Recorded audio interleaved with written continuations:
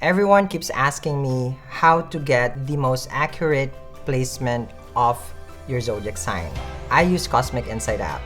I just put my name, time, place of birth, and then I get all the details of my natal chart. Your sun sign, your moon sign, your ascendant, and other planets as well. So, download it. It's in my affiliate link below. Hi everyone, welcome to Soul with Sal. This is very intrusive. Okay, you guys know how near the mic. Hello, hello Adele. Hello from the other side. I can't. I'm not ready to sing yet. Oh. Welcome to Soul with Sal, where we take things lightly. The reading is serious, but we try to take it lightly, meaning we go in depth with it. We still go ham with the tarot and the oracle card, but in a different way. Okay, in a soul to soul level. Welcome to my channel. This is Soul to Soul. But first things first, we do have Q&A before we start with the reading. So it's totally different. Where you guys have an input. So make sure in this video, because I always just get the comments from whatever video was previous.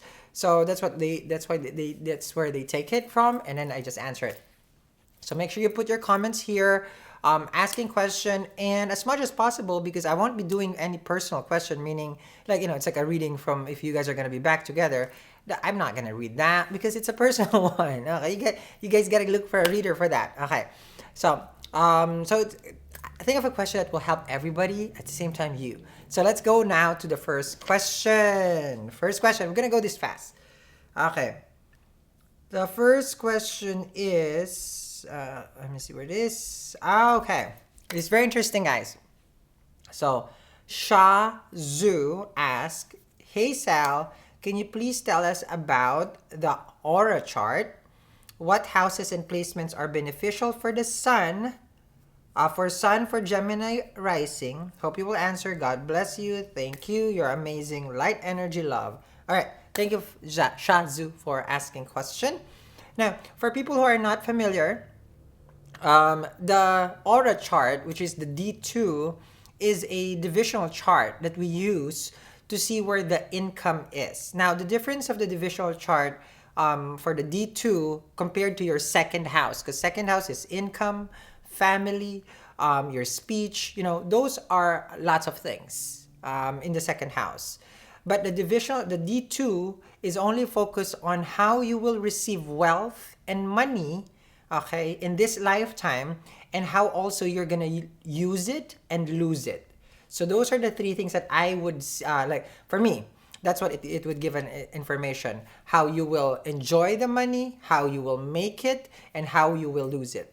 Now, there are different ways of interpreting the aura chart. You will see also, if you got to get your Cosmic Insight app, so get it down there so you know what your D2 is. It's free. You can just switch, you're going to switch from D1, you're going to switch it to D2, and then you will see how you can look at the aura chart. Now, I'm going to try if I can put it here, how to get it from Cosmic Insight. Okay, so I'll try it while I'm discussing. So the D2, you're going to see there's only Cancer and Leo. And that's why I always say, you're more than your sun sign, you're more than your ascendant, you're more than all these others, your D9, because each chart is very important. So the D2, you're going to see here Cancer and Leo placements only. It's divided into certain degrees. So if you sit until, I think, 15 degrees or more than your ascendant, or any how do you call this? Any planet sitting more than 15 degrees, I believe it goes to Leo. And I think anything less than 15 degrees, it goes to Cancer. Something like that. I can't remember the calculation. Okay. But anywho, there's only Cancer and Leo. Now, there are major rules on how you read this. One thing, for example, is looking at the Lord of your second house. Where is it placed? Let's just say you're a Scorpio ascendant, which means Sagittarius is your second house. So you're gonna look, where is Jupiter sitting? Is it sitting in Leo? And then your ascendant also is in Leo in D2? Or is it your ascendant is in Leo, but Jupiter is sitting in Cancer because it's more than I think more than 15 degrees. But if it's sitting on Cancer, then chances are your wealth that you will make will be lost, this lifetime. So you will not be able to enjoy it. But let's, for example, say you have Mars sitting in your ascendant in Leo and Jupiter is there also. It means your wealth this lifetime you will enjoy. If there are more than planets also, if there are more than more than 4 or 5 planets, I forgot because it counts by point system, sitting with the ascendant, meaning sitting in Leo or sitting in Cancer, then you will see that you will have you will be working hard for the money for this lifetime, while others receive it fluid. You see, those people like who just gets money. Okay, then those would indicate that probably it's more on the they're more planets centered in Cancer. And then if it's hard earned money, then it's gonna sit more planets in Leo. So it's very, very important. But again, I'm giving you a 0.001% of reading what a D2 aura chart is. And that's why it's very helpful, because why you want to know, for example, let's just say, for example, I'm reading my birth chart, right? It's like if I'm going to be wealthy, if I'm going to be successful, or how is my income. If you want to know, then you already go to the D2, compare it to your Rashi. Then now you have 2 significant charts complementing each other, because you have to take 2 in consideration, because you can be a celebrity with no money. But you can be not a celebrity but with so much money, because the chart says famous with no money. It means you get viral video once and then no money. And then there's some person, it's just like in the back, behind the scene, in a startup company, they're making this app. You never know them. They're not famous, but their D2 is very much good. Their money is coming. Very important. That's the amazing part of D2. I'm sorry I'm taking so much time, because I love to read career finances. That's the D2 aura chart. Nah. But I'm giving you, again, that is a very, very little of what a D2 can tell. It's a lot of things. Okay, now next is Sal, can you teach us something from AS? Sal, can you teach us something about nakshatra? Tell something about each nakshatra of each zodiac. I wish if you can do that. Okay, so I'll probably do some videos, but there's a lot of Vedic astrologers who are amazing. One is Mr. I feel like I forgot, but you have Sam Jeppy. He talks about, he's very active in YouTube. You have Mr. Vic Dekara. I hope I'm not butchering everybody. You have Kapel, KRS. You have Dr. Pai, of course, from Dr. Pai, which we have him previously here in this channel. So you have all these Vedic astrologers. You have also they all have their YouTube channel. Just to give you guys a heads up. You have Joni Pedri. That's another one. How about I'll put in the comments the astrologers who has done nakshatras, and those are highly recommended by me. And if you trust me, then you should trust them. No, I'm kidding. Now, meaning it's just a recommendation for me. It might be helpful for you. Okay, but let's just give you guys a brief grasp on. It's like, what was that? a brief grasp of nakshatra. So the nakshatras, there's 27 luminaries, the 24 wives of the moon. Okay, so beyond the 12 zodiacs, there's the 27 a lunar zodiac. And this starts with Ashwini and it ends in Revati. Okay? So all this are divided into 3 per zodiac. So an Aries will have 3, and then Taurus will have 3 nakshatras. This would represent what a native characteristics are. So if you want to know why, for example, an Aries is different from another Aries, it's because there are 3 kinds of Aries. And then underneath the nakshatra, there's also the pada, which is the feet. So another sub-level, which means nobody is ever the same, characteristic-wise. Yes. And if you know your nakshatra, then you would know what are your strengths, what are your good qualities, what are your negative qualities also. Because each nakshatra shows a deep part of you that was blessed by the stars on how you are gonna be in this lifetime. May it be a Magha, may it be an Ashwini, may it be a Jeshta, a Purva Bhadrapada, all this nakshatra will show who you are, and that's why it's very, very important. Because if you know what your nakshatra is, then you know if you're going to be a good surgeon, then you know if you're going to be a good cook, then you know if you're going to be a celebrity, because these are going to be supported by the star. Without the blessing of the nakshatra, you can try hard to be a celebrity, a singer, but the nakshatra is not blessing you, then it's not going to happen. Okay, because for me, the way I look at it, it gives the person, its natural gift, a skill, if I may say so. That's how I see it. More than, of course, it would predict and stuff like that, what nakshatra, how it is. It gives such power, okay, all this nakshatra to us. And it's just mystical. It's just magical. So if you know that you have this nakshatra for business, then you got to use it. Because if you have the blessing of the star, then what's stopping you? The stars has blessed, it's up to you to use it. But not everybody is smart enough to follow their nakshatra. Okay? So that's that. Do we have time? I feel like that's the time. Normally I get 3 questions, but I spend so much time for these 2. So that's gonna be it for that.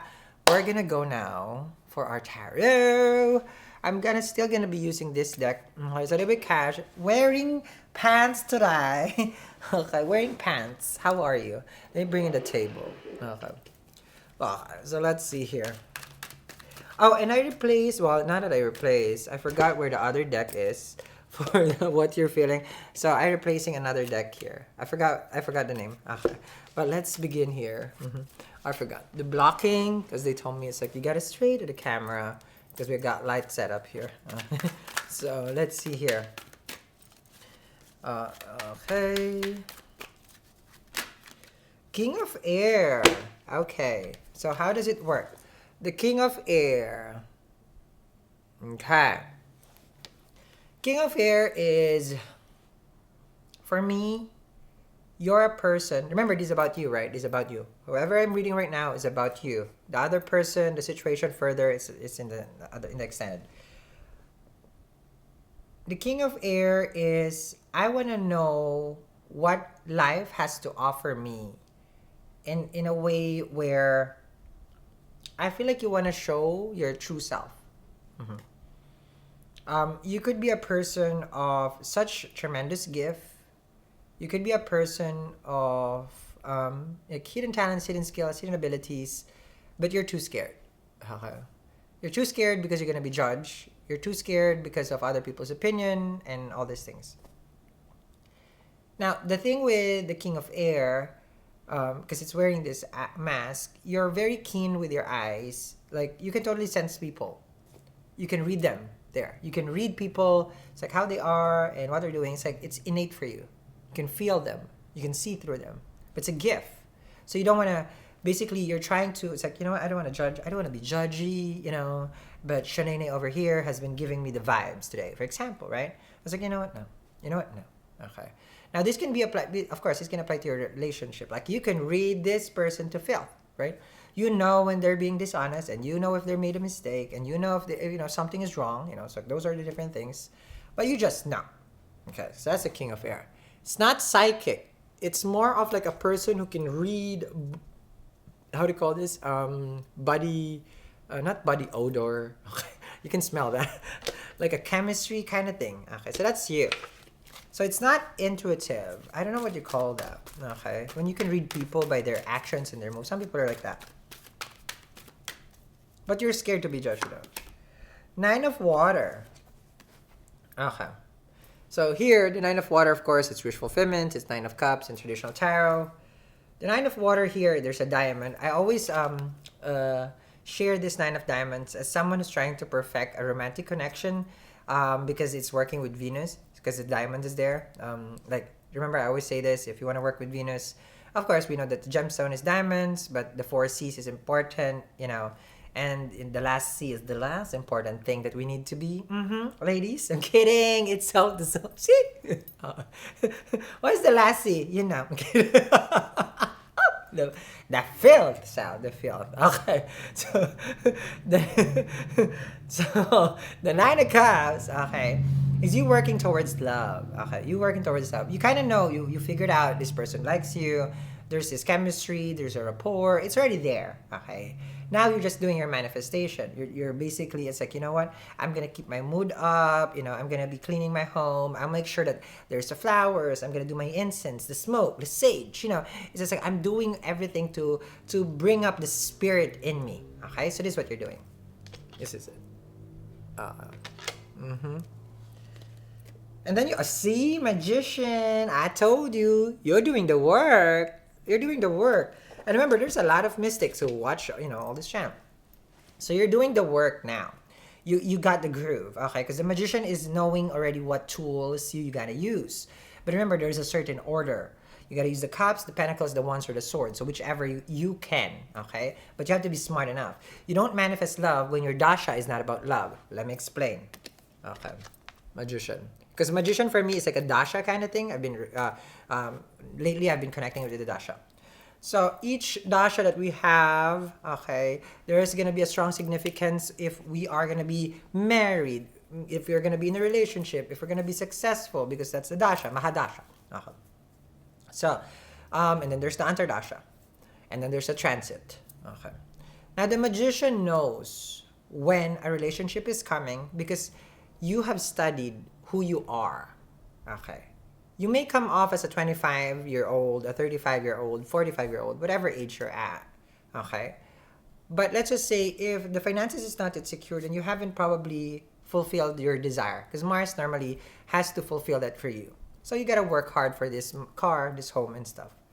So that thing has to be built first, and you know, then you have your Venus dasha. Okay, so it can be love, it can be, you know, blessing. It's, you know, stuff like that. It depends on what time your dasha is, or you know, it's like from when is your Venus, when your Ketu dasha, when is your 7th house Lord dasha.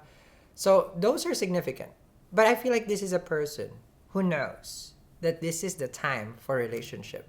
Like you already know, this is the time for me to go out to the world and accept that I'm gonna be in a relationship soon. This very soon, because the magician knows. You know, you can smell it, you can see it. You have epiphanies. You are manifesting it. That's a difference.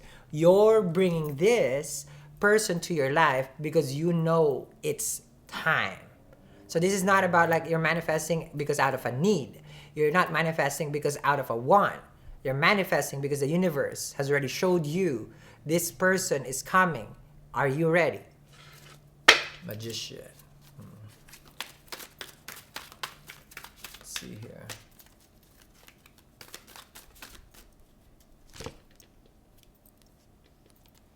Five of air. So this is, for me, this is like, you know, you see that? Okay, so you're walking onto this thin rope, thin line of uncertainty. Should I, you know, it's like I'm nervous, I'm scared, I've been single for this time, you know, or I have just let go of my ex, or this is and that. There's uncertainty. Okay, there's something that you still don't know, but you kind of intuitively, okay, know that a relationship is coming, but okay, you're nervous. Ace of air. So the magician is using the Ace of Swords. So the magician is using its intellect to manifest. You're studying your books here. So this is for a person who's studying their chart, who's studying how to bring in a person, who's studying how to remove energies, who's studying how to, I don't know, if you want to cut cords or who wants to connect cords, it's up to you. But this is a well-read mystic energy here. A master occultist, you know, basically. Oh, interesting.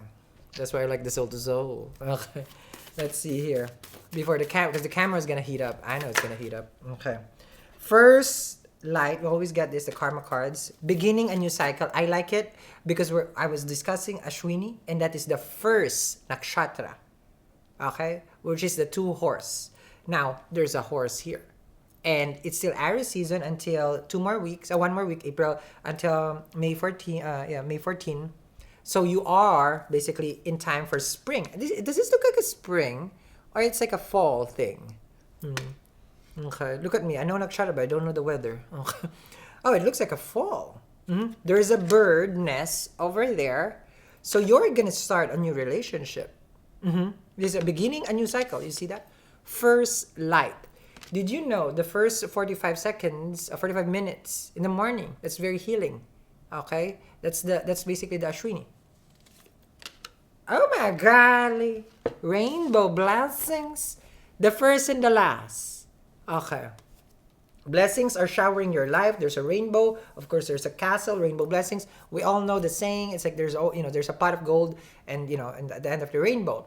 We also know that the worst is over when regards the rainbow, in if you are following any religious text. So, but we all know that rainbow is an answered prayer, right? Rainbow is a very mystical symbol. It has so much meaning. So you probably have seen a rainbow. You have seen omens about rainbow, and it's acknowledging you. It's acknowledgement of what you're manifesting. Oh wow, rainbow blessings. Okay, I don't know, rainbow bright. Blessings are showering your life. You are good. You are good. You are blessed.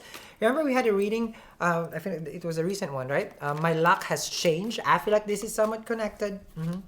My luck has changed because this is where a person who has pursued their spiritual path and now receiving. I feel like the relationship is next. Flexible. You see that? That's what I always say when I coach. Okay. I'm gonna get 2, right? Oh, usually I get 1. Okay. But I get 2 now. Flexible and a leg up. Okay. So, being flexible is, for me, you have to be like a bamboo with the planet, with the world, basically with God, right? If God says here, go there. You don't have to be asked twice. Like when I was growing up, my mom, let me tell you this, okay? We have this thing in my country. Hold on. There's a little bit, always side story in these readings, right? One look is only it takes. Okay, so my mom has this basically Thanos gloves, okay? And if it snaps, you can be gone.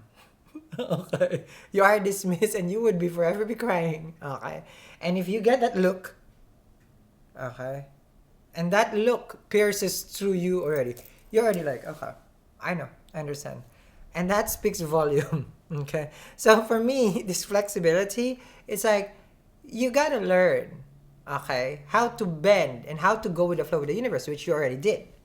Okay, so you're flexible. Now, how I equate with that with my mom, maybe I just need to share that story. I don't think it's even connected. And for some reason, maybe I was flexible. That's not flexible. You gotta follow your mom, fool. All right. It's like a leg. Oh no, because a leg up here. This is being the bear here. This is the motherly figure. Okay, that's why I connected it. Okay. Like, you could be helping, you could be a single mom, you could be a single dad, okay? Or you could be a brother, you could be a mom, a grandparent right now who's watching me, an uncle, okay? That you have helped someone. Let's just say you just helped someone. You're just saying, I don't have family. You've helped someone. You were someone's support, okay? And you did it. You fulfilled it. You're done with it. Now the universe got you. Okay? The universe has you. You're gonna get the support of the universe in this new beginning. I feel like you're about to have someone new, okay? But this is not, again, relationship oriented. We will see in the extended, but I feel like yes, but I always just like, no, I feel like it's yes. But I just know that this is for a person who's really fulfilling their spiritual side, and the blessing just keeps coming, and it's gonna come to you, okay? That's what I know. Because you're manifesting from your lighter side, you probably face your shadow side already. You've done the whole work. And as anybody knows, once you've done that work with the shadow side, it's you merge it together. You understand that you are not all good and all saint, not at all. And that's where you know when you know to balance yourself. Because this is where a person who's really balanced himself. Oh, that's where the flexible comes in. You're very balanced. Okay, so follow me in the extended, link down there in the description box. We'll see further this situation, how it's gonna pan out, okay? I know this is someone who's manifesting something big. I want to see that more. I want to see this Ace of Air. If you're flying, if you're moving, if you're applying a job, if you're applying a business permit, if you're changing, relocating, I want to see that. I want to see these blessings are showering your life. I'm gonna see that also. I want to see this new cycle with a new person. Those are things that I will be looking at, because that King of Air with the Ace of Air, it's a 360. You've completed a cycle, right? That's why I always read. If you guys, I see I can't let go of this reading. It's a turnaround. Things are never gonna be the same. After this reading, your life is never gonna be the same. Makes sense. I'll see you guys again. Have a wonderful, wonderful day. This is Soul to Soul. Make sure you comment down there. Please share this to people so that other people can be happy just like you. All right? Bye, guys.